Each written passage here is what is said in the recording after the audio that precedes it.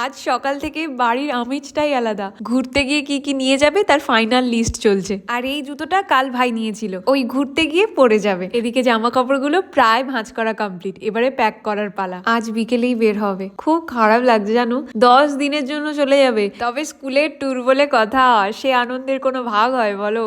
পুরো রেডি হয়ে গেছে। আমি বলছি কি রে, কেমন লাগছে? বলছে আমি না বুঝতে পারছি না আনন্দ লাগছে না কি লাগছে, বুঝতে পারছি না। ভাইয়ের সাথে আমিও যাব ক্যানিং পর্যন্ত, মানে ওই এগিয়ে দেওয়ার জন্য। মানালিতে যাওয়ার তো আমাদের এখন আর সৌভাগ্য হচ্ছে না। যাই হোক, এরা হচ্ছে ওই 11-12রা যাচ্ছে, ওই স্যারেদের সঙ্গে দেখা করবে ক্যানিং স্টেশনে। মা এখনো দাঁড়িয়ে আছে। চলো আমরা যাই ভাই বোনেতে মিলে।